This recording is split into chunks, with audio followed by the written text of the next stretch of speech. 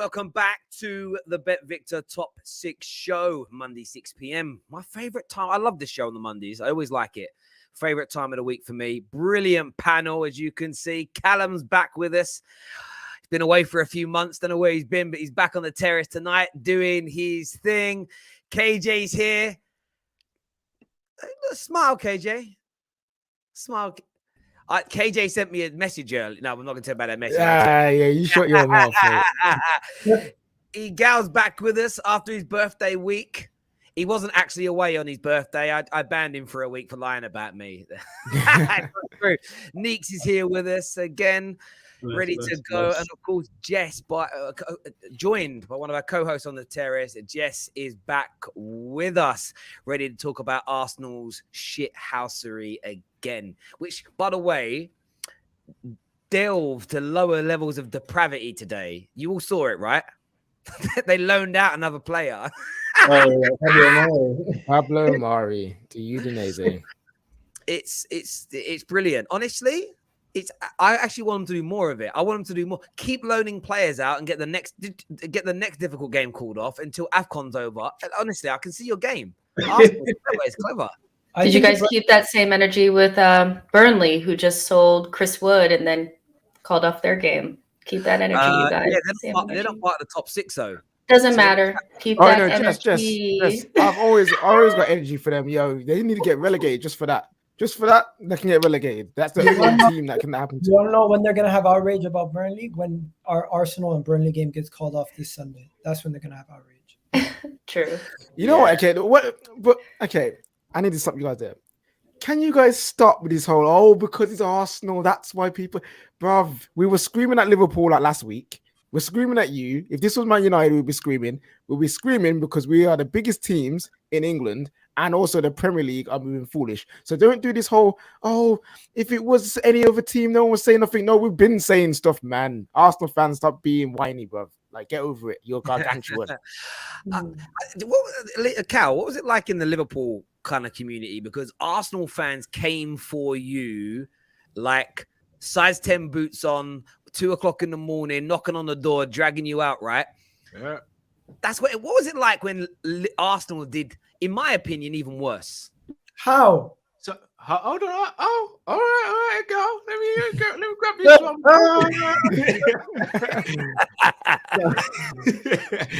So when the game got called off because of our situation, and ours was to do with COVID, the fake positives and that. Again, not going to get into it. I'm not a doctor, no expert on the matter, but you can look at it one way, you can look at it another. That's fair enough. Like, I'll hold that. But I saw a lot of Arsenal fans again. Jess, Gal, I'm not saying it was you two. Just it was. Man's treading. They were leading the resistance. I'm not saying that. I'm just saying I saw a lot of Arsenal fans coming to our channel, to other channels, saying it's a disgrace, Liverpool this, Liverpool that. And then you've loaned out Maitland-Niles, you've loaned out Pablo Mari, and you can't play the game. But you'll, in my opinion, be ready for the game on Thursday because you'd have had a week's break and, you can train an extra week and all that, and you can get, that energy in the legs. Arteta can ramp up the boys. I just want to know why it's such a different situation with Arsenal, because for me, and this is the way I explained it with Liverpool, if, for example, we didn't disclose that we had the positive tests and we went and played the game and some of those players turned out to have COVID, there'd be a massive uproar to say, how wrong is that? That's so negligent. Again, I'm not going to sit here and say boom, boom, boom. But apparently, an independent adjudicator came in and sorted out the issue with Liverpool, and they told us to close the training ground. That wasn't us who took that decision. I'd like to know from an Arsenal standpoint, what is the actual reason for the game being postponed? Because it's one COVID case, isn't it? So effectively, if that's the case, Liverpool, when we had all of our centre-backs out last season, for example, and had a bag of injuries, could have said, we'll postpone it because, we ain't got enough first-team players available. We had to dip in and get Reece Williams and a couple of those players. We had to play those games. We had COVID as well. Every team's had COVID. So, I again, not too sure how it all works. But I'd love to because you're, okay, I want to know from Arsenal fans, why your game got called off, because the rule allowed us to do so. We were upfront that we only had one CV case. It was all listed. Everybody had it listed down. Everybody it didn't matter, even if they were Arsenal pundits or not, they knew the numbers. And so did the Premier League. So when you say like, okay, well, Arsenal fans, why? You need to ask the Premier League why. Like, because we just took advantage of the same rule that everybody else did. And so I get it's like, well, because of the way the events went, because it was like the Liverpool game, we were obviously like mad about that. And then we turned around and did the exact same thing, albeit different because we were up front and you guys had like this veil of false positives or whatever. But allegedly. No, that's allegedly. So for me, but I think we all know that our game should not have been called off. The Tottenham game, it should have went forward. Fine, fair enough. But I don't blame the club for doing it. And I really am not really trying to sit here and act like any other club would have done something different. We're in a top 4 race. We have no players. We're using that rule. Everybody else would have did it. Let it go. Can I ask one question? Can I ask one question? If my missus went out and cheated on me and I got really annoyed and was like, and then I went and did it the next week, would I really... Too much money involved, Cal. There's too much money involved. Like when we sit here and we're talking about stuff like at our house, we're talking about too much money involved. Like, come on. You know what I would say for me? Okay. I love what Arsenal. So one second, Gal. I love what Arsenal have done because for me, I'm glad I want more clubs now to expose this stupid rule to a point where the Premier League just look like idiots. Because the fact that if you were really concerned about not having enough players, you wouldn't have loaned somebody else out today. You wouldn't have loaned Maitland-Niles out the week before. The bit that's been missed in all of the chats I see online is Arsenal are the first club in history to have a man sent off and it benefit their team. Literally, he was the tipping point. If Granit Xhaka had not have got sent off, they wouldn't have called the game off. That's the bit that I find so hilarious. And a few people today thought I've been having a dig at Arsenal. No, I'm laughing kind of with you and at everybody. It is brilliant. I absolutely love what Arsenal have done, and I want more teams to do it. Just keep doing it until the Premier League is caught in literally stuck. Like, keep doing it. Everyone just keep doing it. I agree. I want to see the whole season. I want to see an even bigger madness. I want to see, and I haven't looked at the fixture list to work out when it can be done, right? But let's just say it's like this week, and Chelsea get a couple of injuries. It's like, you know what? We don't really want to play. Tottenham do it this week, right? Chelsea are looking good again. They have a good midweek game against Brighton. We're a little bit nervous to play them. I want to see, we've had 22 knocks in training today. I want to see someone go to that extreme to see whether they have to. It would be hilarious because then the rule is just a joke. I'm not annoyed with Arsenal. I'm annoyed the game didn't go ahead. I wanted to watch the football match. But I tell you what, like the fact that Arsenal's was allowed to happen after Granit Xhaka got a red card, they pretended 2 or 3 players had knocks, they allowed players to go out on loan. When you actually say it all out loud, it should never have happened. But it had to because precedents have already been set. And so I always say in life, when you set a bad precedent to like what the EFL did a week earlier, the precedent for me the week earlier was actually, no, it wasn't. It was Newcastle. Newcastle's where this all started. Newcastle didn't have barely any COVID cases, but their squad was depleted with injuries, and they played well against United. They lost Callum Wilson and St. Maximum in the same game. The next day, when it was announced their following game was going to be called off, Newcastle fans were, oh, thank God for that. We had no players. And clubs picked up on it and all started doing the same thing. And I'm glad they did because the Premier League need taking down a peg or two. I say cancel the whole season and revert back to last season's table. I agree. And I'll regret the time when they cancelled that game against Spurs. Callum, just to let you know, the rule change was implemented, I think, mid-season, just during this whole situation. So you can't go back preemptively and be like, oh, why didn't this happen last year? It wasn't. The rule's been the rule for a while now. As I said, not this situation where you can have one player out.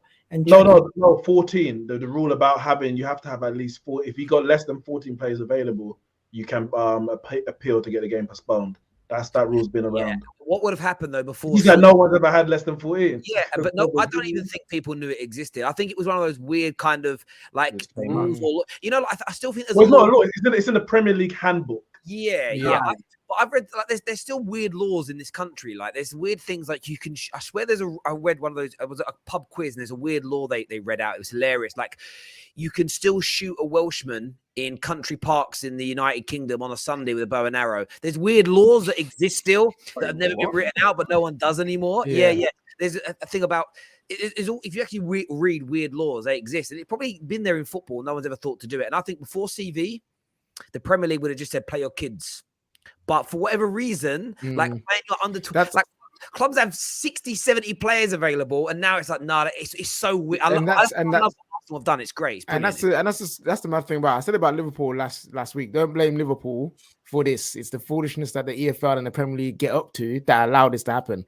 Like I've got no issues with Arsenal Football Club. My issue though is with the fan base more per se, because one week you're crying and screaming a disgrace.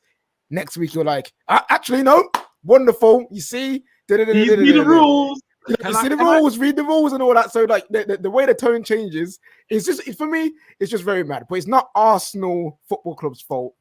It is the Premier League's fault. And also don't forget, got to keep the same energy. Arteta was ducking Conte. That's what it was. That's what it was. Arteta was ducking. Can I come up with a little conspiracy theory? This is a little conspiracy. Do you reckon the Premier League are doing this because of the actual quality of the games potentially? So say, for example, Liverpool and Arsenal had to play and the teams were depleted. You're going to get viewership, but the viewership's not going to be as strong as it is if both teams have a full set of players available. You're bang on, right? If Arsenal were made to play this weekend... If I disappear, you lot make sure you look after my missus and little ones. Yeah? No, legit, you're bang on, mate, right? If Arsenal had to play with only like 10, 11 out first team players, loads of kids, it is highly probable that Spurs win at home and win well. Only Spurs fans, even some Gunners, are not going to tune in. It'll be like not really watching. They go a goal or two down, they'll turn off. Barely any neutrals will tune in. Maybe people with a dog in the fight. But all the millions of people that tune in to Premier League football who don't support one of the top teams or an association to Arsenal or Spurs would have gone, ugh, what's the point? The same as in your semi-final. There is an element in there of we want to maintain these big games and make sure they're as competitive as possible. So I do think you've got a great point there, 100%. 100%. What does this comment say here? What is this? Terry, get your facts right about the Man U game. We had our third and fourth choice keepers on the bench, and we still, yes, but my point is, bro, I swear that I read that you only had like a handful of cases. But look, if I'm wrong, I'm wrong. However, if you hadn't have got injuries to Maximum and to Wilson, you wouldn't have called for it off. And when that rule first came out, the way it was explained to us, it was like, it was if you had, it was like 13 or less players because of CV. What we didn't all know at the beginning, that it was injuries.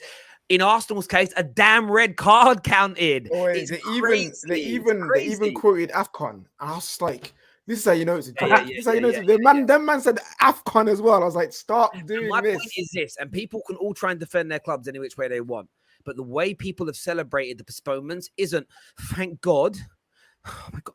Thank God they're protecting our players' welfare against CV so no one gets hurt. It's thank God we ain't got to play that game with a depleted squad because we might lose. People only care about winning. That's how I know it weren't about CV. The reaction to it was thank God we're not going to lose this game now. It's a madness. But as I say, I celebrate the shithousery. I celebrate it. Can we come back to reality and realize that Arsenal have had another case of CV now? Two then. Cool. Well done. If the game hypothetically did go ahead and that one player that had it ended up giving it to more players, it would have caused a ripple effect. So I'm just saying. Yeah, wait, Gal. Every game. Let me just make my stance clear. From the beginning, when the Liverpool game got called off, Liverpool did nothing wrong. Arsenal, same thing, nothing wrong. The only difference between the Liverpool situation and the Arsenal situation, they had some situation where there were some false positives and something went wrong. They have no control of that, in my opinion. So neither team did anything wrong. This is just only happening because the big clubs. And you know what? We create all the controversy. There we go, viewers. We want your take. We want to know what you're thinking. We want to know what you're feeling. Remember, it is the Bet Victor show. Get your apps ready and open for later. We're going to be going through some transfer odds and previewing the midweek Premier League games today. Of course, over the weekend, one of the biggest sort of talking points was Manchester United's game versus Aston Villa for so many reasons. Good performances on some part from United, a huge collapse. Some weird drunk Man United fan went on a mad rant on the internet. We had a guy pull out a toiletry bag full of money. It was a crazy stream. It was a crazy day.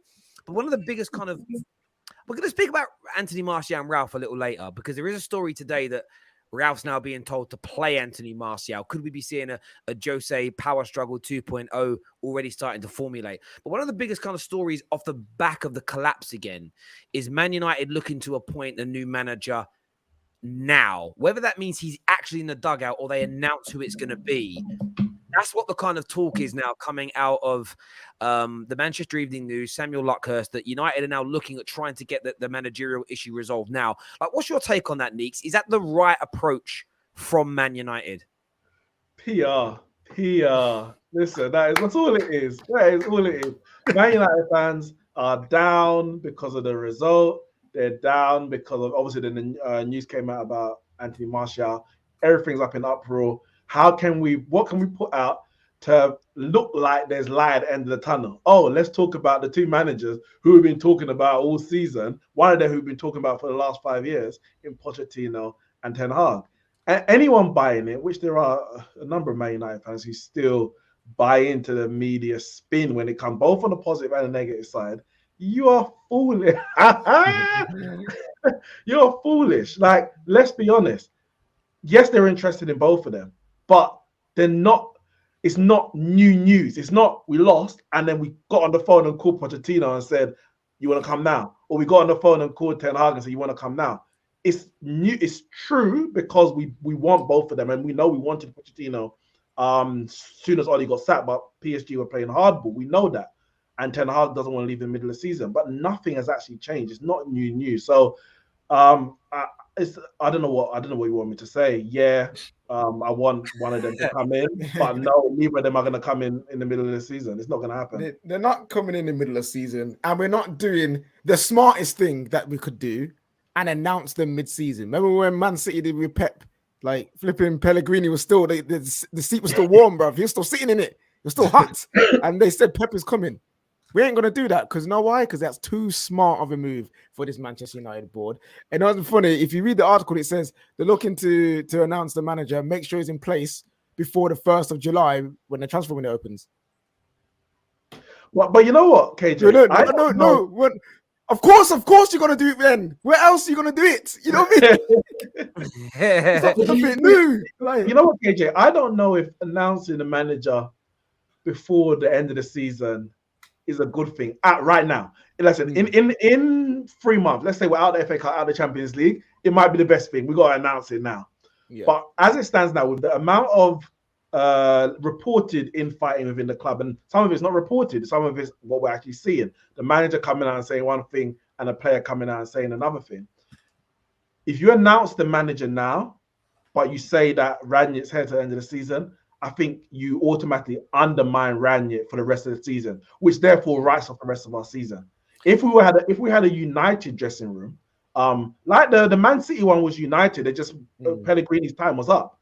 So announcing Pep just gave everyone a bit of a lift. I don't think announcing either Pochettino or Ten Hag right now, it may give the fans a lift, but I think a lot of the players are going to be like, "Well, I'm not listening to you because you're not going to be a manager next season." I'll tell you what I saw as well that scared me in there, and it was this little nugget. It says here that multiple. No, that's not the one there. Where am I reading this? I did read it, and it scared me. Right, where we going? Right, here it is. It says the Man United football director Joe Myrtle is believed to be heading up the process, with Ralf Rangnick also involved before he starts his consultancy role. It's almost like Ralph's involved. There's also talk the other day of Man United are not too sure whether to let Ralf sign anybody this month because it might not suit the philosophy of the next manager coming in. And I just feel like putting my head through a brick wall because these are the same mistakes we've been making. You're going to have one of the reasons why I do think players are rejecting what Ralph's saying a little bit. Why are we learning your style to then maybe have to learn a completely new one again in a few months' time? And then I'm still seeing people moan about the manager or players. I'm like, bro, can't you all see? If this is just PR, you're being lied to by Joel Glazer again. If there are elements of truth, and it shows we're just all at sea, that there is no plan, there is no process, there is no thought of what we're going to do beyond the end of this season right now. And let's appoint the new manager quickly and early to, as you say, to keep the fans on side. But then it's going to be another guy with a different way of doing things. Ralph's then going to be a consultant to have things done in a way that might be completely different to how Ten Hag or Poch want to do things. It's absolutely horrendous. So not only do we see our current manager and player fighting publicly, not only do we throw away a 2-goal lead, we then see I'm seeing the same mistakes and same issues in the way we're looking to recruit the next manager as I saw in the previous 3 to 4. It's horrible. It's just absolutely horrible. I can see the car crash already. In 18 months' time, it's going to be Ten Hag in, Ten Hag out. Which players has he ruined? Which players have gone backward? It's going to be the same hamster wheel bullshit again. And I despair. So is it safe to say Ralf Rangnick has no control over anything? Because it seems like he was supposed to come in to get some control, to be a footballing mind and come in and give some balance to that whole back room stuff. So like I said all along, he could be given a job where he's able to influence and give certain opinions. The one thing that gets ignored by Man United fans is when you read in detail the structure of the club, everything has to be signed off by Joel Glazer. So Ralph can go, these are the 3 players we need and the manager we need. If Joel Glazer says no, he doesn't have complete power. No one does. Joel Glazer and the board still run the football club. Yes, they've hired people with football minds, but we can see already Ralph's going to be consulted on who the new manager is, but John Myrtle gets to have the overall say. I don't trust that they're aligned. They might be, and they might get it perfect. But we ain't got it perfect once in a decade. I don't suddenly see why it's going to change. We've added some football minds in. Maybe that's it. But John Myrtle, Rangnick, Ten Hag or Poch, no one has power. Joel Glazer does. He signs it off every time. You want to know something? Reason why. Go on, Gal. I want to know something, guys. Honestly, in order for Ralf Rangnick to get his feet settled, there's going to be some time where the people in control are going to have to slowly ease and give him more control. So this could be a situation where right now he doesn't have much power at all. But as more and more football minds come into that backroom staff, power shifts away from them and more towards a footballing team. At the moment, it's going to get worse before it gets better for you guys. There can't be. The thing is, though, Miguel, that makes complete sense. But there can't be no slowly about it with this football club because we're sinking faster. We are going down quicker. So to do a slower approach about it, it ain't helping. He needs, if he is truly the consultant and the guy that you believe in, give him the power as early as possible to help fix things. Because right now, you're hindering him. So what's the point of him being here? Can I ask? And again, I kind of sympathize with this because our owners we've got our problems with our owners as well. Is part of Ralph's job not to be able to convince the guy above him? I'm not saying the guy above him knows and he's good. Like, I'm not even saying that. But surely Ralph's got to put his stamp on and say, look, you've brought me in. You've got to trust my judgment to an extent. Isn't that his role to kind of bridge that gap and say, well, I'm the expert in this situation. Kind of listen to me or else there's no point in me being here. Yeah, but now he feels like example. Oh, go ahead. So yes, like that is what should happen. But we've had that example already with managers. When the managers were what Ralph is supposed to be doing now, and you got Jose Mourinho, a footballing expert, saying, I want to get rid of XY players. They said no. The reason why Martial and Pogba are still here, as much as at the time I wanted them to stay, but the reason why they're still here is because Joel Glazer said no. The reason why we didn't get certain players under Van Gaal, Jose, all these different people, is because the ownership said no.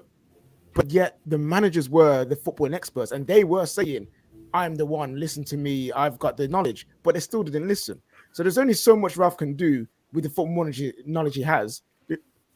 That's it. Like, because if Cal, if I'm an expert mechanic, I come to fix your car and I tell you I need all these pieces to make your car work again, but you say no, I want these pieces. What more can I do? What more convincing can I do? Like, you've made a decision. It feels like he's a glorified scout right now. Like, and that's not the job that he came in to do. Like, ideally, I thought that the process would be something like he comes in for the 6 months and then starts to get the team prepped to play in a way that's similar to the manager that he is going to hire. And they just roll forward like that. That's what I thought was going to happen, because for me, a director of football, like, literally sets the standard. They create the project. They say what the style of play is going to be, and they hire managers based on that, so that you have that person in between the manager, you know, so you can kind of have a coach almost and be able to get rid of them, because you can always keep your style and keep it going. But what it looks like is there's too many people that have power, and Ralf doesn't have enough. And he's just a glorified scout, just holding space right now for whoever's going to be there, you know, next season. Like, what is this? Like, and you're wasting his knowledge and his time. And that's the worst part. I hear you. And again, there was a story that came out today, and I've been getting this for a while now, just deja vu, Groundhog Day. Comes from Rob Dawson at ESPN, where he says that Rangnick is open to the idea of rebuilding his relationship with Anthony Martial because the striker may remain at the club beyond the January window. Privately, it then goes on to say that, so he said that in the same report, it goes on to essentially say that there's some pressure from above, like he's being encouraged. It then goes on to say here, he's also being encouraged by Man United. So that obviously means by the damn ball. It ain't the play. Like, he's being encouraged by Manchester United to re-include him. So it's almost, look, we're paying him 250 grand a week. If we're going to pay him that amount of money, you've got to play him. And some people have already been calling him a yes man, and maybe that's what it makes him. And I'm not going to defend Ralf. I've got no loyalty to him like I had to a United legend in the same way. But I'm getting all these things. You've heard the fact that there's that big row over the weekend, and they're now saying exactly what KJ did yesterday, that it's going to come down to crosswise. Rob Dawson says that Rangnick has insisted he did not say Martial refused to travel, only that he did not feel he could play, and that the situation is in a case of cross wires rather than an irreparable rift between the pair. And it's almost, that's what I said on the show. I knew what I thought it would be. It's like, I can't have you in the squad unless you want to play for us. Or I don't want to play for you. I'm not going to have you in the squad. That means I'm refusing to travel, but without you saying I'm refusing, it becomes about semantics. My problem is that he's had a fallout of a player, and it now sounds like the club are encouraging him to have to play that individual. That takes all power away from Ralf. You can't. Absolutely. He has no power. Like, Martial's going to sit there, and his missus are going to sit there and go, look at that, we won again. And that message sent into the dressing room is huge. And you can't forget that Joel Glazer, I don't know if people understand, Joel Glazer loves Martial. Like, he loves him to the point where I think if he had Messi and Martial, he would pick Martial. Like, that's how much he loves this guy. And so I'm not surprised it's coming out saying Manchester United are pushing Ralf to try and play him and get him back in the team, because they love the guy. But unfortunately for us, he hasn't been informed for 2 years now. So it's kind of like, how does the team benefit from this? This is the quote here. It says, Ralf Rangnick is now being advised. You can only be advised by people more senior than you, generally speaking, to bring Anthony Martial back into the fold, with Man United now struggling to offload him. Now, some people think Ralf is lying. And to a degree, like, I understand why some people have that belief. But for him to now have to bring in a player that Ralf clearly feels hasn't dedicated himself to this team, hasn't shown the right attitude, even though he wants to leave. For instance, Cavani is leaving at the end of the season, but has shown the right attitude to play. Not shown the right attitude, doesn't feel that he's treated the club with respect. He believes has refused to play. And now the club are like, listen, we can't find a buyer. You're going to have to play him now.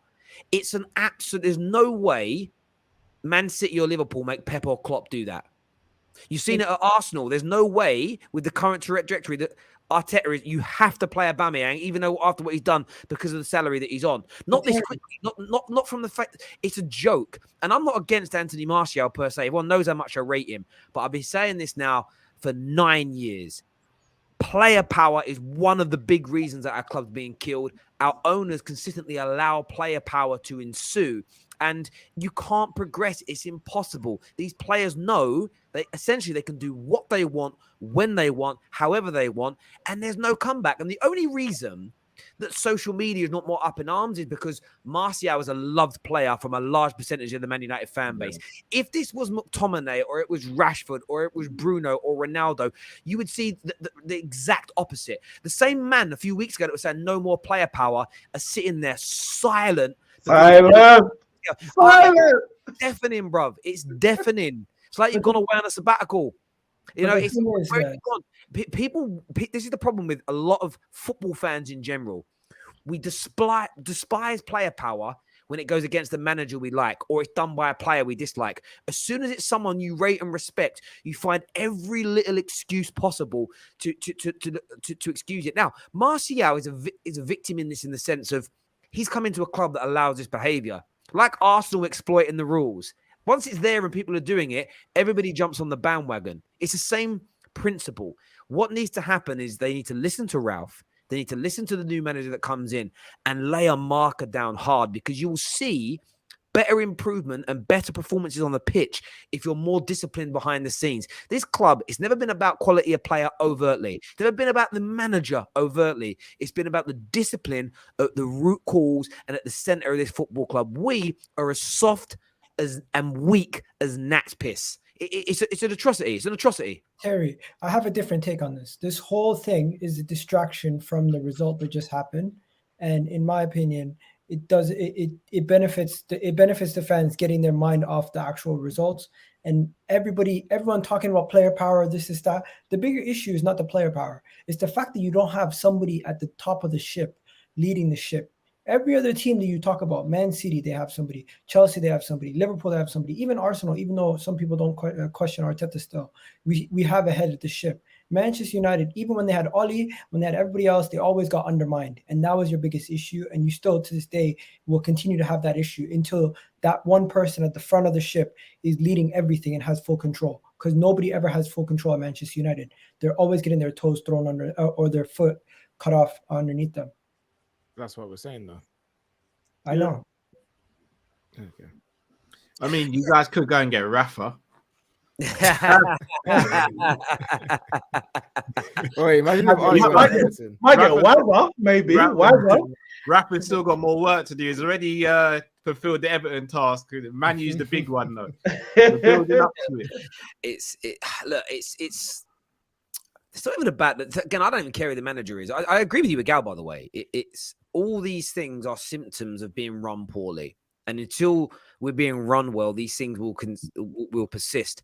I think my anger is more at, I keep seeing these things and I saw someone tweet, this tweet went mad viral, like something like 15,000 retweets and 20,000 likes. And it was listing all the things that are wrong, player power, players on contracts that were too big.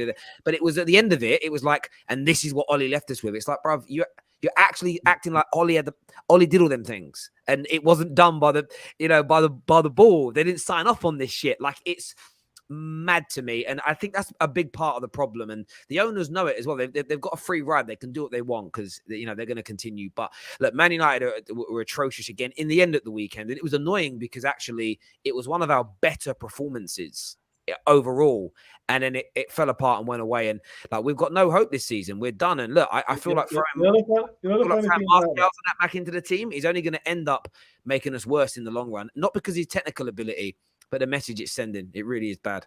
The funny thing about it was, obviously, Coutinho came on and scored the equalizing goal, and you saw all the tweets.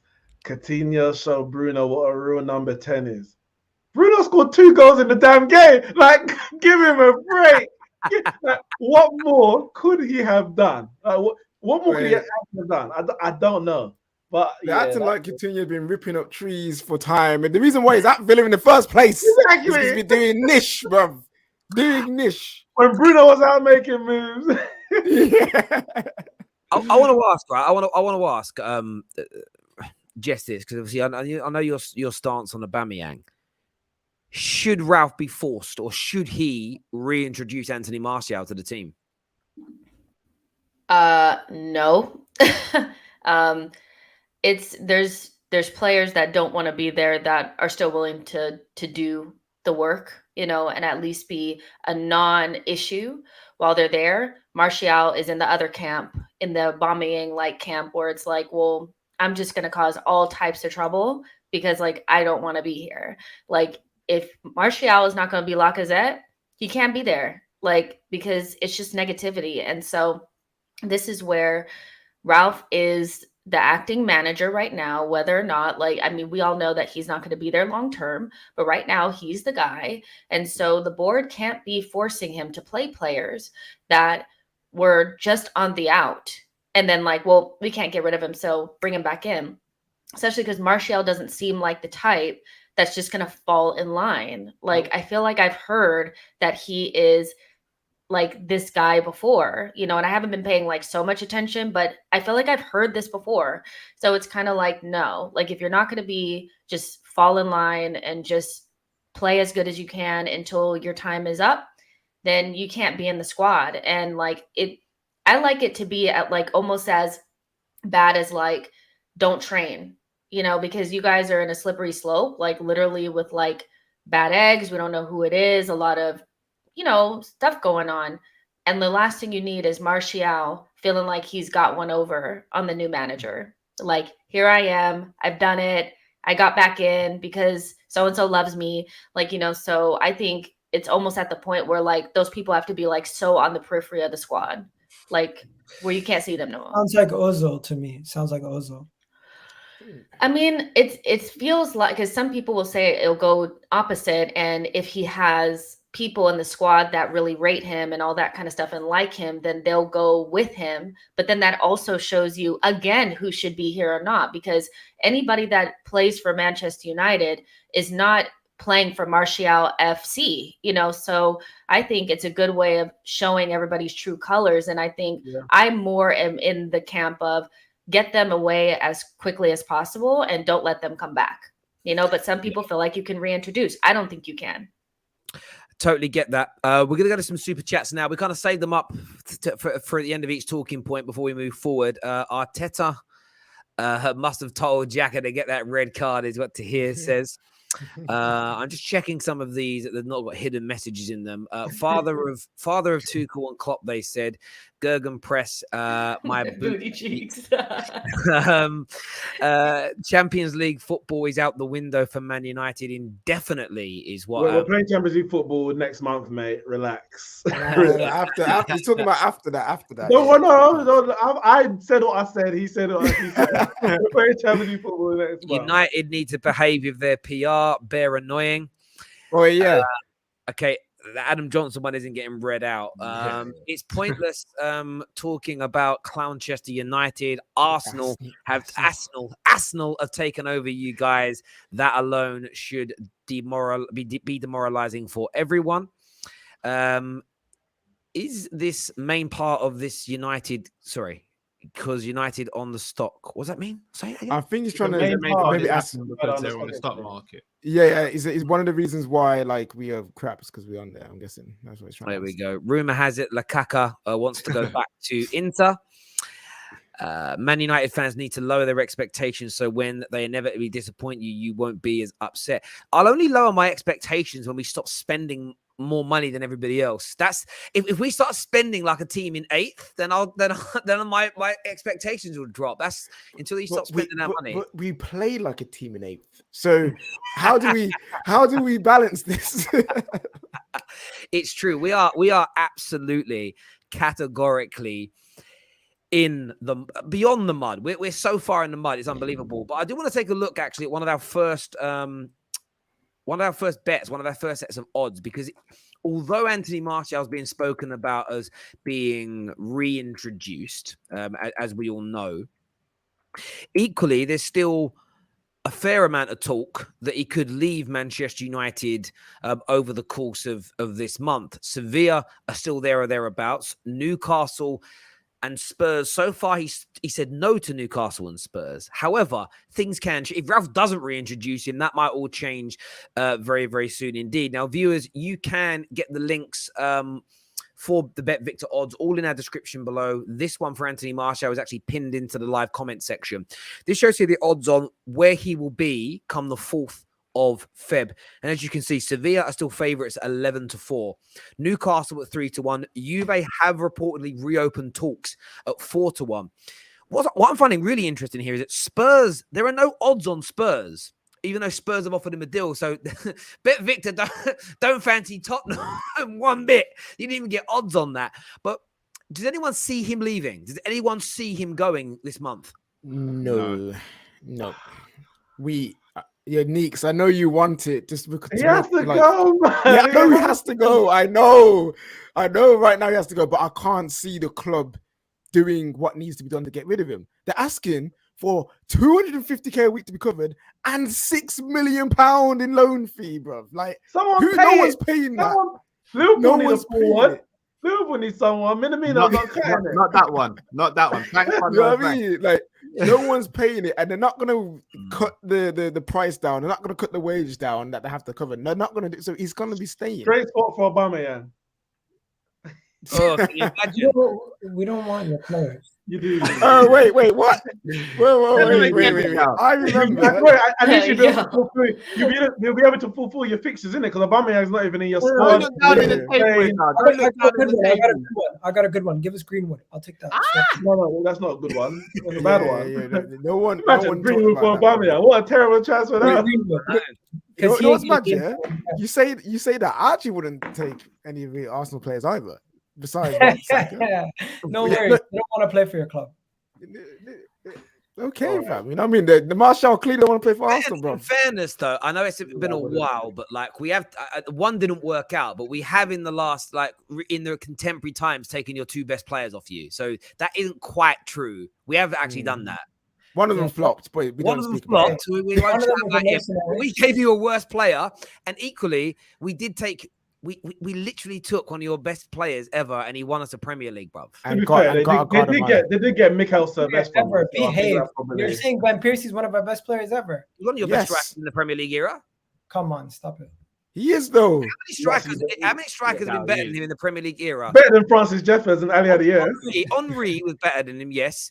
Ian Wright, maybe. Anelka was better than Van Persie for Arsenal. Anelka was one of the best strikers. No, yeah, but not for Arsenal. Like he was pretty. He was better than Percy. Okay, you're nitpicking. You're nitpicking. No, I'm not nitpicking. Listen, first you went by saying players. Now you're comparing it to one position. Well, he's a striker, isn't he? I'm not going to compare him to David Seaman. Listen, long story short, Man United right now are in a similar situation to Arsenal were a couple of years back, where you guys are going to your 5th year without trophies, and you're in the mud. So I agree. And do you know what? No, I don't agree. We're not in the same situation. Come on, girl. No, you are. I'll tell you why we're not. I'm loving this story, so I'm loving it. My bad. Let them have it, man. No, I'll tell you why we're not. Because yes, in terms of the number of years without a trophy, agree. That's a statistical fact. Agree. But we finished in the top 4 the last 2 seasons. This year we're struggling. 5 years ago, we said 5 years ago. 5 years ago, we're talking about 20. Was that? We were still in the Champions League. 2017. But you were still in the Champions League. You weren't spending no money. You weren't spending no money. 2017. Yeah, exactly. I gave him that one. But Gal, can I ask you a question? You weren't spending no money. There was no prospect for you spending no money. You just lost your best manager of all time. We're already past that. Like, we're not in the same. Our situations can't be compared. You've got your issues or had your issues. Maybe you're fixed now, and we've got our issues. Okay, maybe it's not 5 years ago. Gal, can I ask you a question? Gal, can I ask you a question? I want to ask Gal a question here. What's the question, Terry? So we're in the mud. You're in a better position than us. If we finish in front of you this year, how embarrassed will you be by that? Do you back your team to finish above us? That's not the question. Answer my question. Manchester United with chest. Wait. We do a trade. Do a trade. I've missed this show. Wait. Do a trade. Terry, do a trade. Come on. There's no trade. Terry, you just said Manchester United are categorically finished this season. Exactly. Wait, can I ask a counter question to that just to make it more clear? No. Answer the question. Answer what question? If we're finished and you agree with me, but we finish in front of you, how embarrassed will you be? Terry, you focus on finishing above 7. No, is it you? When's the last time you finished above 7? That's what I No, okay, you guys can't go. Okay, come on. Like, I get what you're trying to do, but like title challengers finishing 4th, is that better than finishing 5th when everybody thought you were going to finish 8th? Yes, I'll tell you now. So you're what's better? What's better? No, Jess. You're Arsenal Football Club. I don't care what your expectations. No, you said this before. You've actually said this before. I know what you're gonna say. You guys should always have Europe. You already said that. You've already said that. Listen. Everyone, just stop a second. Just stop. Slow this down. This conversation. We need to take back control. Of course, this is the thing, but I ain't afraid to say it. I've already said our Premier League season is already a disaster. So I'm strong enough to say it. The point is, you can't sit there, Agal, and laugh at United, say how bad we are and how much better you are than us now, and then not feel embarrassment if you finish behind us. That's an impossibility, unless you're capping now. So what is it? You're either embarrassed. I'm embarrassed to be where we are because we should be better. I can admit that. I'm not weak. If you finish behind this crap Man United team, how will you feel embarrassed? Of course. But guess what? If Champions League Varane turns into Europa League Varane, you'll feel embarrassed. But I already am embarrassed. You are embarrassed. You already are. You know when I go on a camera and I ran, fuck you. That's because I'm embarrassed, G. Like, I've done it. I've been there. I'm it. It's like, can I just say? But sorry, just this argument is it's cool. Yeah, it makes sense when you put it that way. It does. But your season is better, or your season will be more successful by finishing 5th because your expectations were lower at the start of the season. That doesn't constitute a good season. If I expected Manchester United for whatever reason, I said, you know what, I think we're going to finish mid-table this season, and we finished 8th. Could I just say, we had a good season because my expectations were lower? No, you had a bad season because where should you be as a club? And then until you get back there as a club, you're below where you should be. And Arsenal, yeah, we all kind of know that though. Like there's the club expectations and the team expectations of where you are. I get that. I get that complex argument about, okay, well, Arsenal should always be in Champions League. So if you're not in it, you're failing. We got that. We got that. Yeah, but the team when it started this season, we got that. We got that. But kind of track a little bit again. My point is more just along the lines of, and I'm calling Nick Gow out as a friend and a great member of the Football Terrace. What I get annoyed at with fans is the changing of the goalposts so quickly. You can change your mind about something if your team ends up being worse or better than you expected. But I know what a gal's going to do. If you end up 10 points in front of us, but then end up finishing behind us, you'll spin it into, but it was still great and we did this. Instead of just going, we fucked up there. Like Man United, look at it now. We fucked up this season. We're crap. I want a bit of chest. I want a bit of ownership here. We've got some super chats to go to, but before we do the super chats, before we do the super chats, odds, where are we saying Martial's going? If he leaves, what club? Right, this month or I think Sevilla. This month. You know what? Yeah, is PSG on there? PSG is on there at 25 to 1 because there's talks with apparently swap deal. And Icardi might be going to Juve or going back to Italy.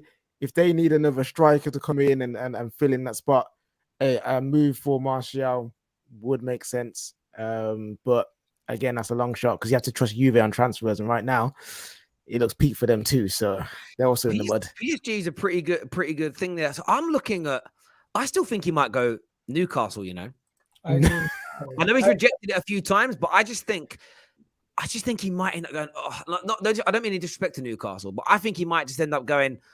Oh, okay, and leaving there. Like that's not bad odds at 3 to 1. I don't see Sevilla paying. Where else could he go? Brighton in there at 20 to 1, Can you imagine Brighton? Brighton are in there at 20 to 1. Can you imagine Brighton spending that much money on a striker? But they're the odds. Sorry? They play better football than Manchester United, so he would fit right in. That isn't what I'm talking about. Nice one, cool. They do play better football. They play better football than both our clubs. That's true. That's true. They are better. They do. Sorry, mate. You heard me. I didn't hear you.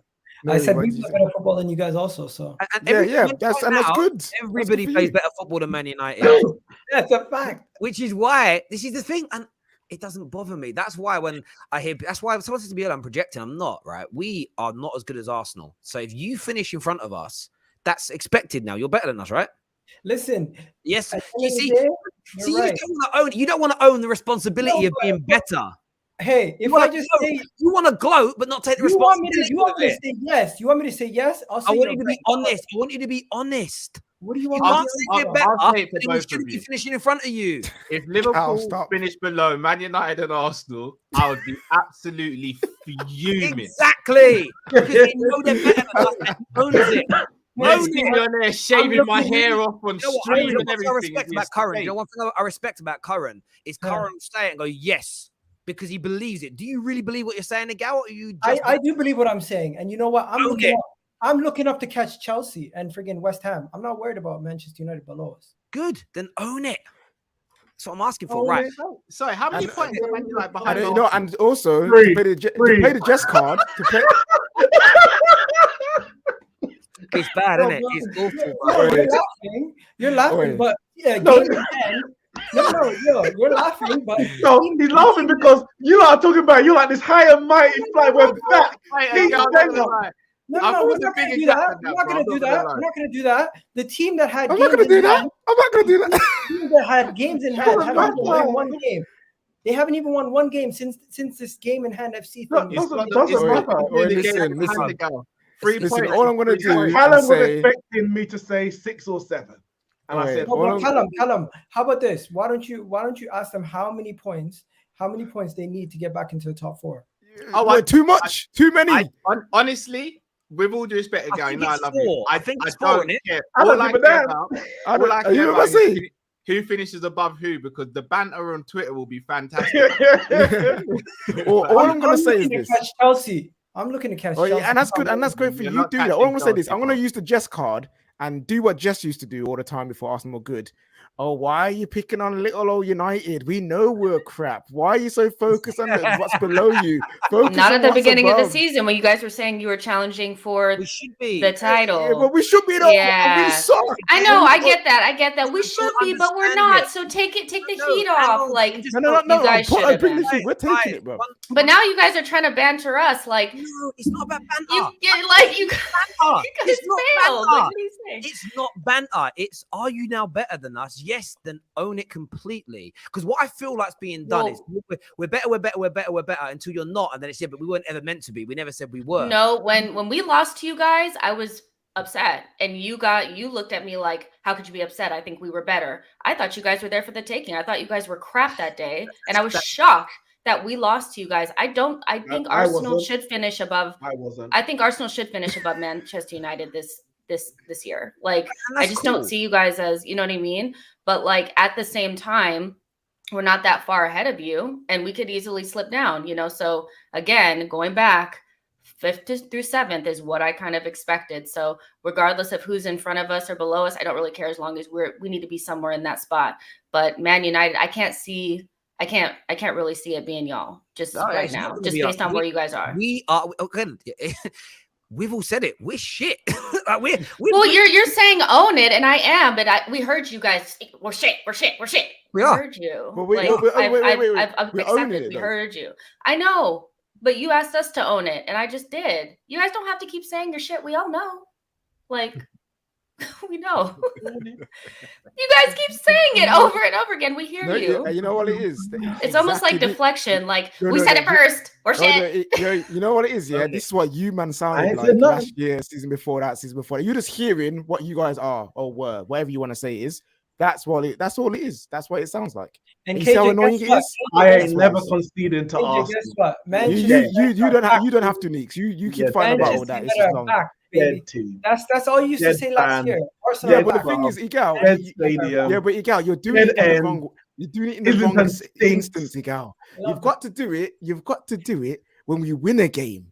We don't do it after we draw. We don't do it whenever we lose. You have to do it after we win a game. You don't say it now. I'm You have doing to it my wait. way. I'm doing it my way. And your way sucks, bro. Like, There we go. Martial, back to Martial very quickly, people. So PSG and Newcastle and Arsenal. No, I'm joking. No, do Arsenal. No, it's not He wouldn't lower himself. Right, so PSG, we're going to put a little £2 in PSG and a little £2.50 there on Newcastle. The odds for this are in our description below. Them bets are now placed. Another big, and again, a lot of people in the comments think I'm having a pop at Arsenal, but I've been very complimentary about Arsenal in the last few weeks over their pursuit of Vlahovic. We're going to take a little chat about some of the latest news about that. Make sure like buttons are being smashed. We've got the previews for the midweek games to come as well. Get yourself signed up to your Bet Victor account now. If you bet £5 tonight, they will give you a £30 free bet on top.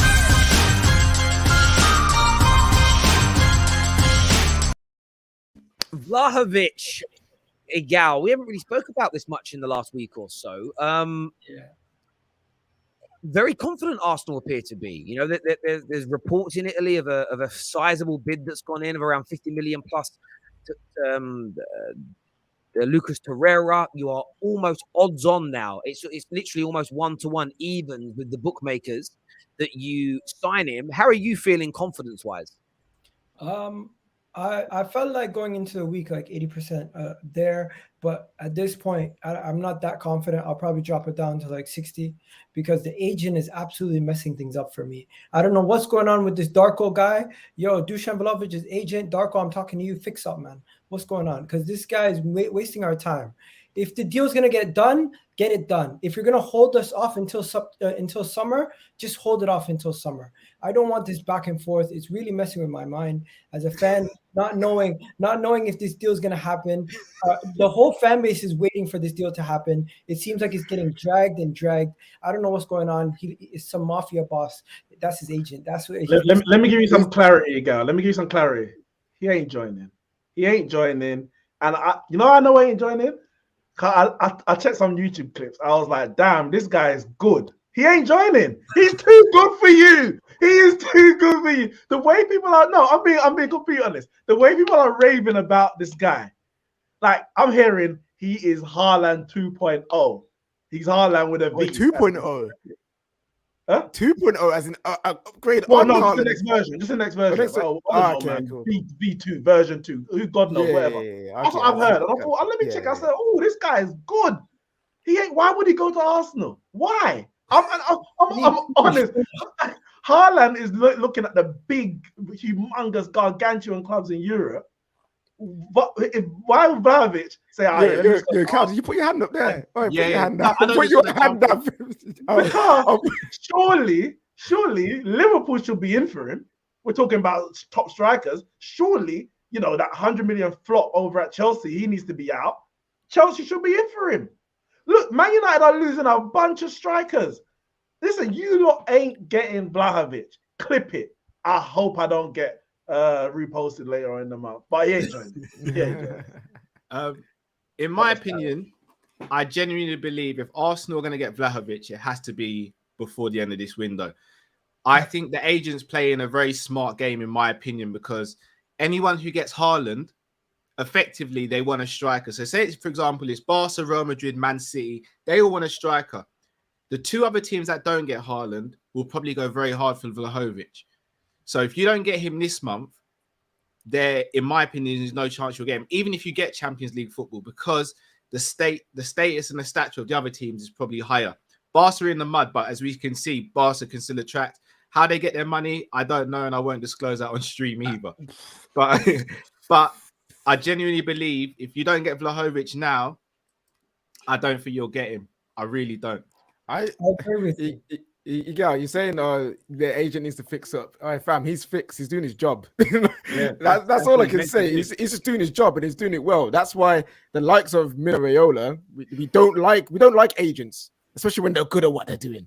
You know what I mean? Like his agent is just covering his back. He knows what's going to happen if you wait till the summer. He knows that if you are going to take him to your football club, do it at a good fee. Like he's going to make sure he gets paid, because I personally don't think the agent wants him to go yet. He may want him to go in the summer. He may still join Arsenal in the summer. I'm not saying that. Okay, I'm not. No, listen. I'm not saying that the it's agent don't mind impossible. if he goes now. But- The agent don't want him to go Arsenal. It's all about the money. But I'm saying, like, I disagree, though. I disagree. I agree with That's Gal. why I agree. I'm backing a Gal on this 100%. It is about the money. Arsenal have reportedly offered between 10 and 15 million pounds directly, cash monies, to the agent, confirmed by a couple of journalists, including our very own Dean Jones. Back tomorrow morning for the Done Deal show. Make sure you're tuning in.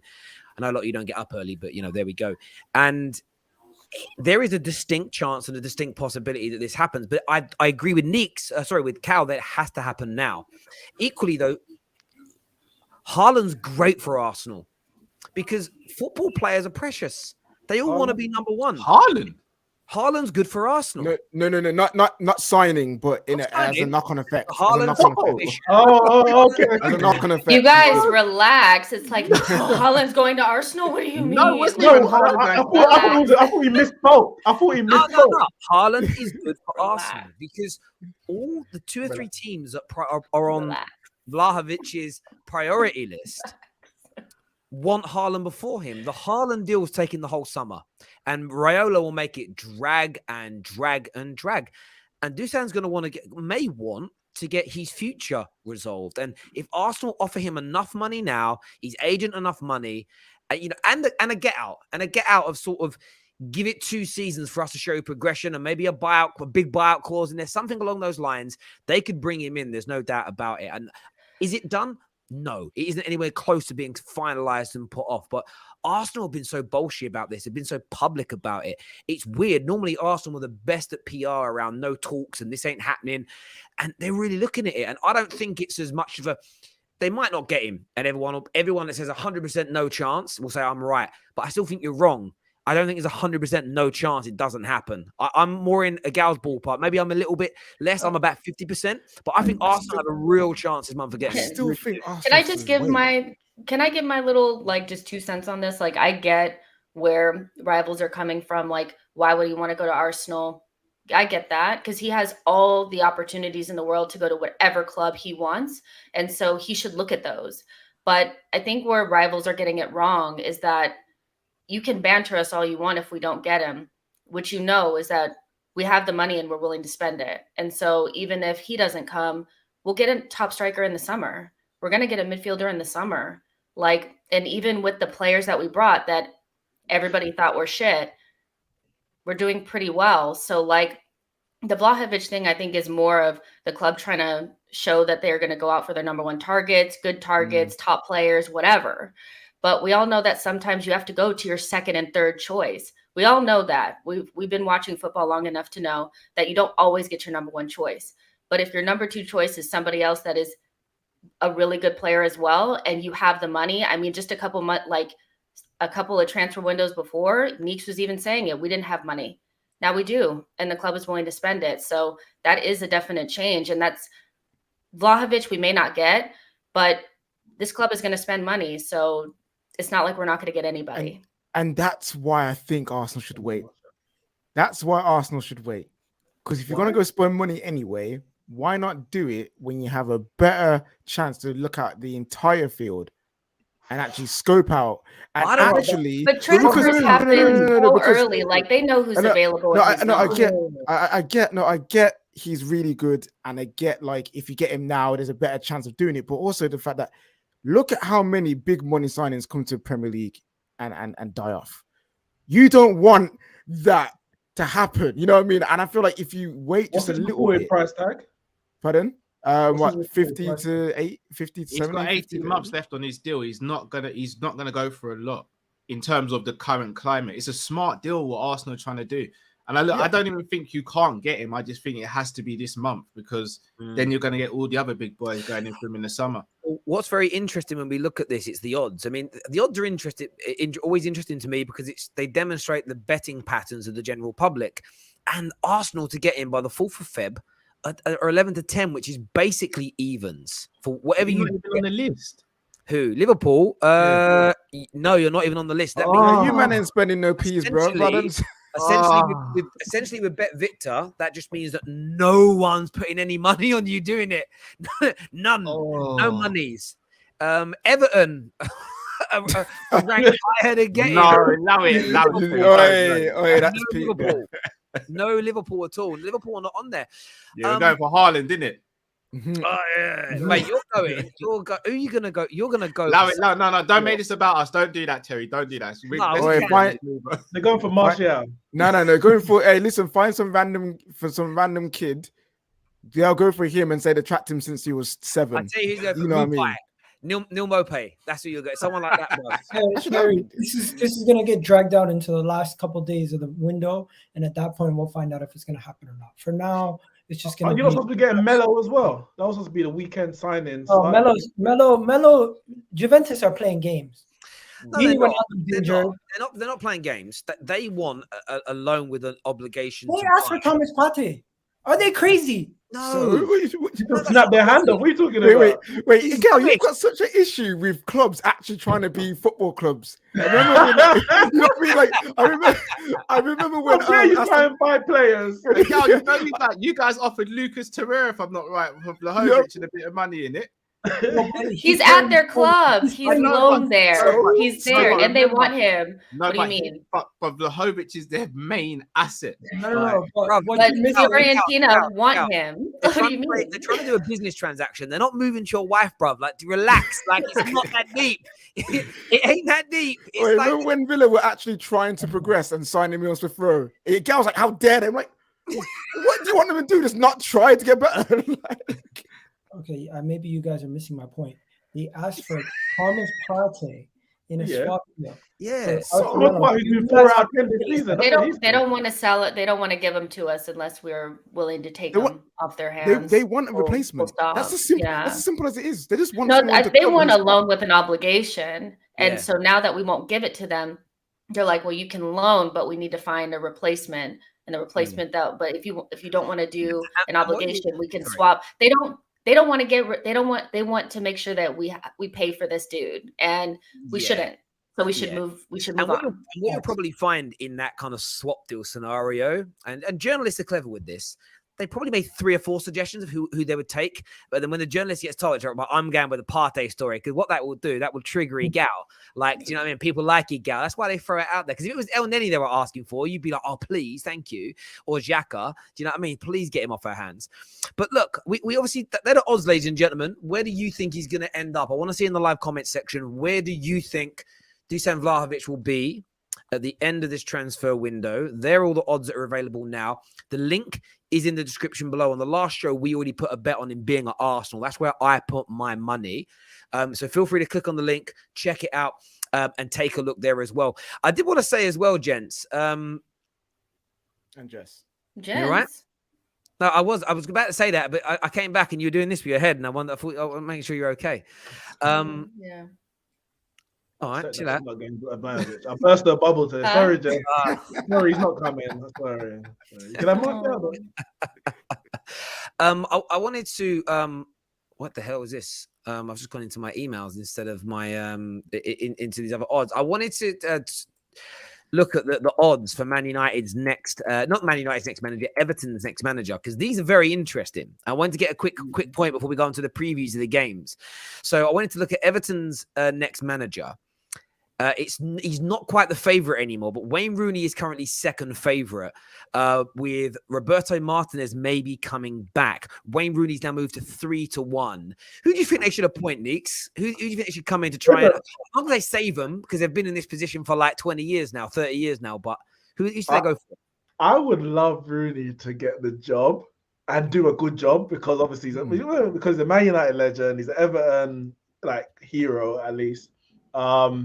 Premier League legend, and then Gerrard's there doing this thing with Villa. He can really go to the say again. You got Vieira as well. Yeah, you got Vieira there, and Rooney will come and do his thing. All these Premier League legends doing their bit, but I feel like it's a bit too early, and I say that because the amount of money Everton generally spend. I don't know what's going on now with their ownership and their board and that kind of stuff. It's a bit everywhere, but their expectations are pretty high, yet their process is terrible to actually get them to where they want to get to. So I feel like it could be a bit of a poison chalice at the moment. You know, the likes of the players, all the managers have come in. Maybe I've had a good 6 to 8, maybe 12 months even under Martinez since Moyes, and they've kind of just fallen away at the wayside. And I think Rooney probably needs to hone his skills a bit more at Derby. He's doing a great job there. If he can keep them up with a 21-point deduction, I'm like, that must be. I don't know the history of the championship. But that must be one of the greatest championship achievements. No, not even greatest, not even just championship. It will be one of the greatest footballing managerial achievements ever. I don't care anyone says to keep them up. 21 points. It is, you know, because also they lost players because of having no money, pressure, and for it being Wayne Rooney's first job as well. Like, he does deserve a lot of credit, and it's nice to see because look, I don't want him to do well for obvious reasons. He's a Liverpool legend, but Gerrard's doing a really good job as a manager. And I don't think anybody can take that away from him when you're being objective about it. And I want to see some of these players that we all watched as kids growing up. I mean, me and Wayne Rooney are the same age. I didn't really watch him as a kid. We're exactly the same age. Gerrard's only, I think, a couple of years older than me. But like, I want to see him do well. And some, I don't know, we need that next generation of manager to come through. And it's kind of nice that some of these guys are doing it. And yeah, I'd love to see Wayne Rooney. But what I don't want from Rooney, is the Lampard thing where you had a quick little stint at Derby. It looked all right, it looked good, and then you went to Chelsea and it was too much. So I'm like, you know what? Stay in the Champions League. Of course you would. Wait, listen. He's the greatest player to ever come out of Merseyside. You keep your mouth shut, Cal. Whoa. Keep your mouth shut. The greatest Premier League player that ever come out of Liverpool. That's also a fact. Respect your legends. Respect your legends. Today, please. It's a fact. Man United today. I'm not getting dragged into a war of words. I ain't doing it. Roberto Martinez should not go back. I don't know why that's even cropped up. I know they've spoken to him and no. You just mentioned one that you should bring back. I want to see how Lampard would do, possibly, and also just for the laughs, I want to see if anyone would actually take Ollie after the time at Manchester United. Yeah. Ollie. One sec, KJ. Ollie Wise, he's on the list, but he's at 33-1. So yeah, he's so far outside that the running order for this is crazy. But it would be funny. The only reason I'd like Ollie to get it is when everybody said no other Premier League club would take him. It would just be nice for them to be wrong. I'll be honest with you, I'm being pure petty with it. It'd be like, you're wrong about that as well. You said that we'd win the league if Ollie got sacked, and he would get another job. Just like, mainly because I got a lot of stick from the Ollie out mob saying you need to apologize to us when he got sacked, and everything I said would happen after Ollie got sacked has pretty much happened because the club ain't run right, and I love it. I don't love that we're in a bad space. I just love that they were wrong. I've got a client on my books that Neeks likes to say of one of my clients that I represent. Certain man in Brighton. Graham Potter. You're on the payroll. You've been offering this guy out to every man. Listen, Agent KJ, bro. I'm getting him a jump. He's leaving here with something, bro. You know what I mean? He's leaving him. He turned it down. Just today, he was asked about it in an interview. He said, "I'm comfortable in my position right now." Yeah, but the thing is, Gerrard turned down Aston Villa in a press conference too, bro. He was there like 3 days later. So I think Graham Potter, as a manager, he needs. For some reason, people won't like him at Brighton. They'll look at him and be like, "Oh boy, that's only Brighton." If he can go to Everton and have an actual rebuild job there, like he did at Brighton, and got them playing good football, getting them higher up the table, I think that then will prove his pedigree for bigger teams. I agree. No, I agree. I agree. How can you agree there, KJ? I would say though, one of the reasons I don't want Rooney to go there, and I don't think Graham Potter should, they're not a well-run club either.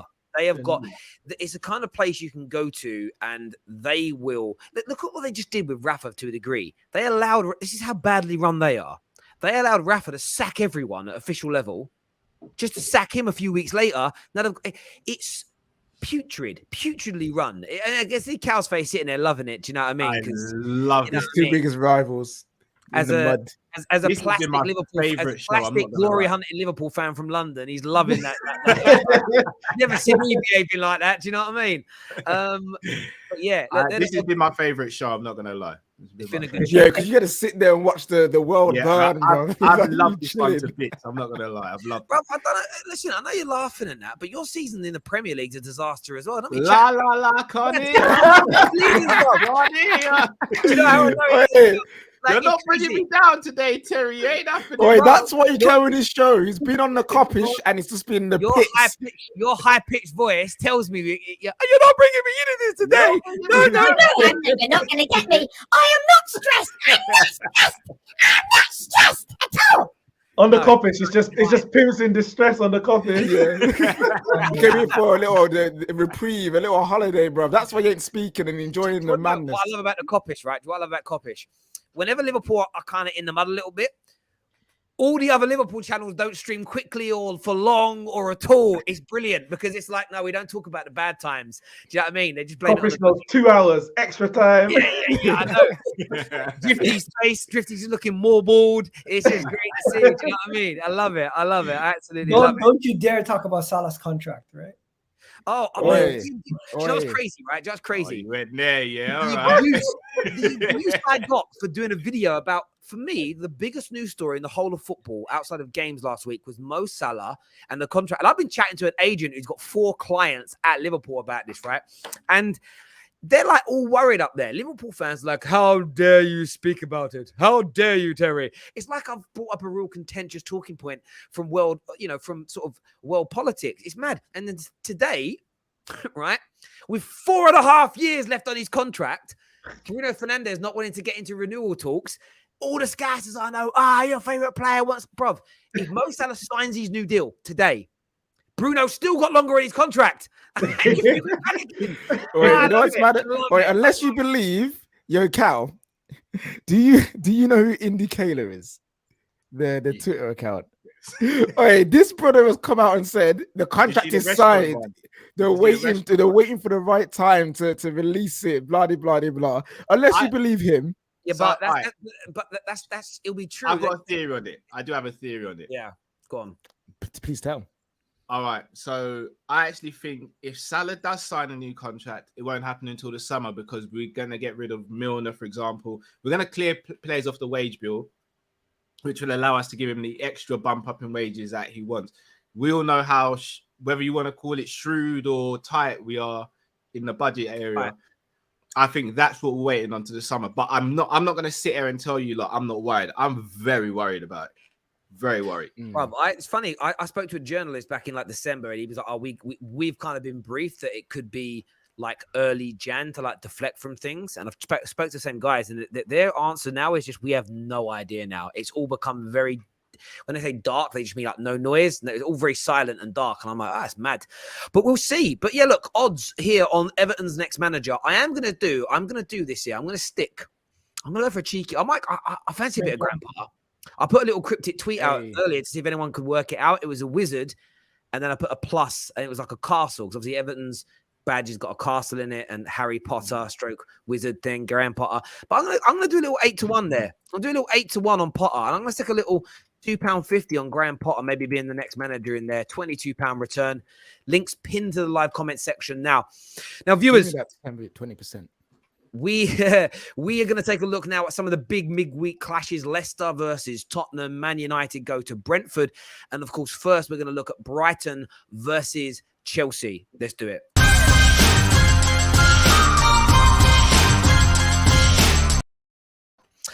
Brighton, Chelsea. What are you saying, people? What are we saying about this game? Brighton are going to dominate Chelsea at home. Absolutely dominate them. Really? Let's be honest. Brighton play better football than Chelsea. Chelsea just came off the back of getting bossed at their own house by Brighton. And this is now going to be in Brighton's house. I'm telling you, if Brighton can come to Stamford Bridge and play the way they played, they're going to do the same thing at home. And it's going to end up being a good game for Brighton. I'm saying maybe a Brighton draw, 1-1. I'm not saying Chelsea's going to lose, but I really do believe Chelsea are going to be in trouble this game. And Chelsea fans themselves probably don't want to go into this game. No Basuma. For a start, they're not winning this game. They will. Plus, Brighton play excellent football. They ain't got killer instinct. They have not got killer instinct. Chelsea win this game. It's not gonna be pretty. Brighton might have more possession. Without Basuma in that midfield, they ain't keeping up with the legs in the midfield, and they ain't gonna be able to dominate. Like, Basuma is an anomaly outside of the top 6 teams. Like, that's why they were able to dominate Chelsea and have so much success. Him not being there, it's not happening. No, but think about your guy Lallana. Think about Cucurella going up against. Think about Cucurella going up against Azpilicueta. It's going to be a nightmare for them on that side. Let's be real. Well, Not I necessarily. trust my client to try his best. Like,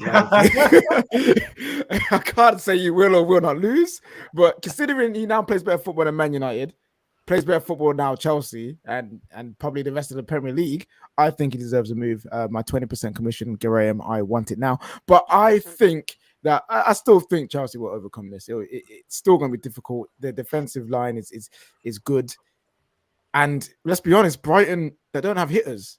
Like Kyle said, they don't have killer instinct. They squander so many chances, and against the big teams, you can't be doing that. And Chelsea, yes, they may struggle to create massive chances all the time. And Neeks' favorite player, Small Game Rumbley, might make their attack disjointed, but they still sometimes find a way. And I feel like it'll be another one of those games where they find a way to get past Brighton, which will be a difficult game. I expect Small Game Romilly to turn up. You see how he ghosted against Spurs in the first leg, ghosted in the second leg, ghosted against City, but scored against Chesterfield all in between. This game is perfectly set up for him. Perfectly set up for him to get over his little goal drought, get the fans back on side to say, yes, that's why we paid 100 million for him. Yeah, I can see a goal for him. No more than a goal. But I think Brighton not going to roll over. Whatever happens, they're not going to roll over, Basuma or no Basuma. But I do see Chelsea just edging it, maybe like a 2-1. Yeah, I reckon Lukaku scores, flips his shirt over, and it says, I love Inter on his Yeah, Forza Inter. But it's interesting about it, though. Chelsea they've had one clean sheet in their last 10 games, Jess. Do you feel like Brighton could exploit that again? This is probably the only team that's not going to be able to exploit it like that. Like they play really well, but they just don't have the finishing touch. And I don't think it's going to be a Chelsea like 3-0 or anything like that. It's definitely going to be close. But I think Chelsea will also want to rebound after the Man City game. They kind of need to respond after that. I know they're kind of in the wilderness right now, in between kind of trying to challenge for the title and then trying to keep away from that top 4 race. So I think they need these points, and Brighton, to me, just don't have it. They will play good football. They will create chances, but they won't be able to put them away. And I could see like a 2-0 Chelsea win, something like that, 1-0 Chelsea win, where Brighton has all these chances and play really well, but they kick it over the top to Romelu Lukaku. He kicks in the back of the net. Timo Werner kicks in the back of the net. Something like that. The story, it's the same story. It's just we've seen it before. And I think last time when Brighton got the point from Chelsea, that was in the midst of that weird little moment that they were having. And I don't necessarily feel like they're there still, even though they lost to Man City, because let's be real, like losing to Man City doesn't mean you're having a bad season, So I think Chelsea will come out with the win, but it'll be the typical story of Brighton playing better and Chelsea just getting the 1 or 2 goals. Like it'll be just that. It's an interesting one. I was just looking here on BetVictor's site. I'll come to you in a second, Gal. Sorry, mate. Boosted odds today with BetVictor. Chelsea to win 1-0 has gone from 11-2 to 6-1. That's pretty good odds for a 1-0 away from home. Don't get broken down, or Brighton miss chances and they nick it. I'm going to stick that into onto the betting slip. That's boosted, as you can see there by BetVictor. But you were going to say something. Sorry, Gal. No, I was just going to say I'm going to head off. But yeah, thanks for having me on there. No worries, my bro. We'll speak to you again soon. Top man, great show. Don't leave me alone with them. It's all right. What are we saying score predictions tomorrow, though? Jess, you've already gone with 1-0, right? Actually, I'm going to go 2-0. 2-0. Okay. KJ, what are you saying? Yeah, I back that 2-0. Chelsea. Yeah, just double check. 2-0 Chelsea. Yeah, 2-0 Chelsea. Meeks? 2-1 Chelsea. And Cal? 2-0 Chelsea. Okay, so 3 people have gone 2-0. I'm going to put that on. That's 15-2 to be 2-0 to Chelsea. So I'm going to put those couple of bets on, as you can see here. I'm going to put a little 250 on 1-0. I like that boosted odds there from BV. And we're going to stick £2 as well on Chelsea to win 2-0 in this game tomorrow. Next one. We'll end on Man United because it'll be quick and easy to predict a loss. So we're going to talk Leicester versus Tottenham next.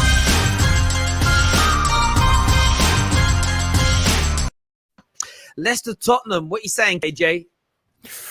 Draw. I'm feeling a draw. Both teams are booky right now. I have no idea what's up with Leicester. What happened to them this season? I can't explain it. It's very mad. It might be Rodgers Judge running out or something. I don't know. But they are not the same Leicester that we've seen. They've been sneaking, by the way. They've been sneaking them postponed games, man. Like literally, they're going under the radar with these, you know. So I don't see them winning, but at the same time, I don't trust Spurs. You can't trust Spurs. You know what I mean? You can't trust Spurs. I don't know how they're going to perform. Harry Kane is not really firing.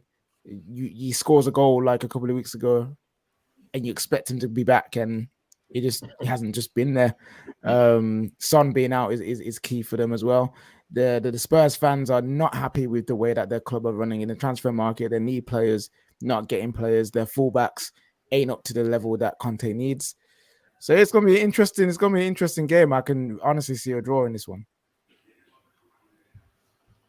Obviously, Jess, you obviously need Spurs to start dropping these points, especially in a game in hand match for them as well. Do you back Leicester to be able to make that happen?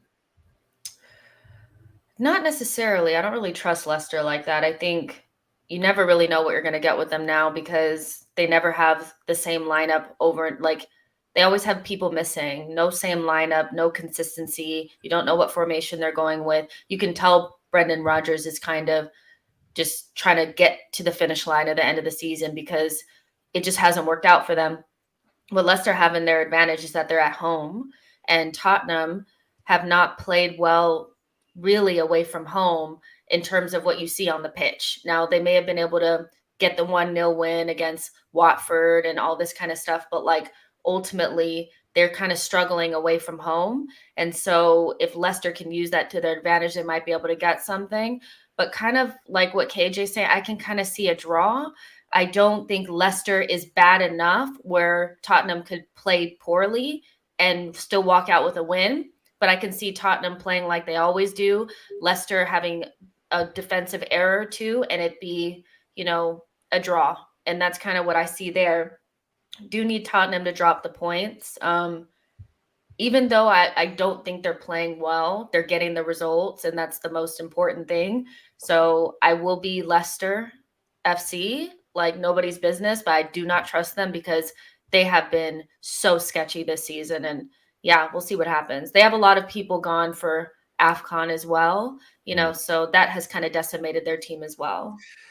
It's interesting here, right? So I read these match facts. There's been under 2.5 goals scored in Tottenham's last 4 away games. Leicester have won their last 3 home matches, and Tottenham are undefeated in their last 8 matches in the Prem.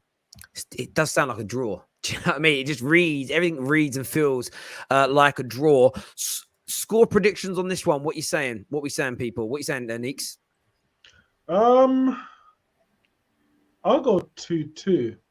I think, I was going to say 1-1, but both defenses have been sketchy, especially like Spurs. They lose one person, everything just seems to fall apart. So I'm going to go 2-2. Cal? I'm actually going to go 2-1 Tottenham. I get what you guys are saying, and obviously all the statistics lead towards a draw. I just think Leicester have mistakes in them defensively, and even though Spurs haven't been great, with Kane, saying that Son's not available, is he? No. Yeah, I'll go for a 1-1. Scrap everything I just said. I'm going for a 1-1. No Son, no party. Okay. Sorry, KJ. You know what? Yeah, 0-0. Both of them is gonna be flat. 0-0. And what you saying, Joe? Yeah, I'm going to go with a 2-2. One thing Leicester still do is score goals.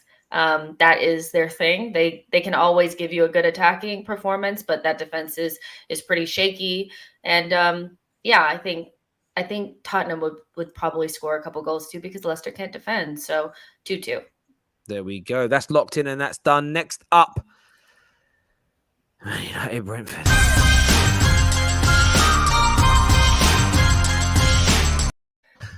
I don't want this game to happen. I don't want to watch this game. I don't want to review this game. We're doing a double watch along in the studio for this as well, I think. We must have one COVID case so we can get it postponed. I know, yeah, one. Surely one. One COVID case is all we need. One. Like T Lady got it, and then the rest of it, we just had 27 knocks. Do you know what I mean? Easy, get out of it. Yeah, I agree. Yeah, we'll 15 knocks and 12 false positives. That should do it. Wait, listen. We'll send Fred to AFCON and just say, listen, that's where he should be right now. Really, like that's where he really should be. You got it wrong. What are you saying, Jess? Man United going to pick up a win, or are they going to go 3 games on the bounce in the Prem without a victory? This game is coming a little quick after the Aston Villa match. And you guys, I mean, Man United was trying to run hard. You know, they were trying to do pressing in the beginning. First half, ran out of gas, ran out of steam, ran out of ambition, and just got right into the ground. So this can be interesting. Even when Man United aren't playing well, I rarely predict them to lose because I still think there's enough quality in the team. And I don't think Brentford are necessarily playing that well at the moment. They're definitely not playing as well as they did when they beat us on the first day of the season. So I think I see a draw, to be honest. I think Man United will be deflated a little bit. They're trying to learn a new system. It's not really working. Ralf still doesn't know his best team. That's leading to confusion. But we always know that there is goals in that team. But Brentford are also the type of team that don't give up, regardless of who they have out there on the pitch. And so that's not the type of team that a not so confident Man United will want to play, because even if they go 1-2-0 up, there's still always an opportunity for Brentford to come roaring back if you have a lapse of concentration, which we know Man United can have. So I see a draw.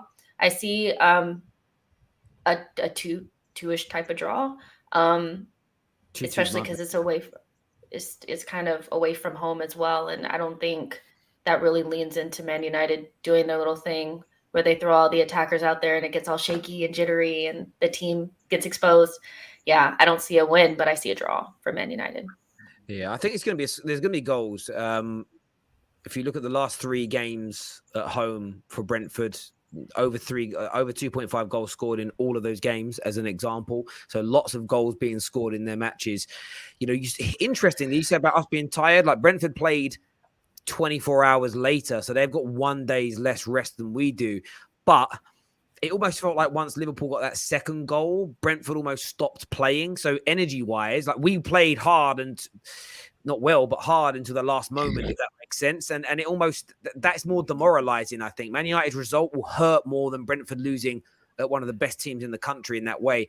I have no confidence in this at all. I'm so concerned. The only thing I wouldn't mind maybe seeing, maybe we're going to see a little bit of Paul Pogba because he was involved in proper training. So, him coming back will always help Man United, I think, because he can. One thing we still lack in midfield is someone being able to unlock an opponent.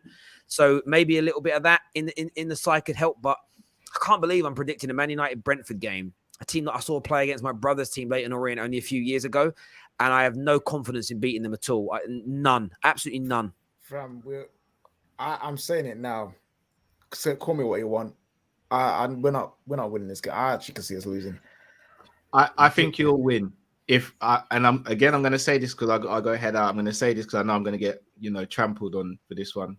Ronaldo starts this game. I don't think you win. If he doesn't, I think you win, and I think you win comfortably. No, you don't. I don't know who's going to trample on you. I've gotten past the point of caring who says what. I don't care who plays. I don't care who's trample on you. I don't care, man.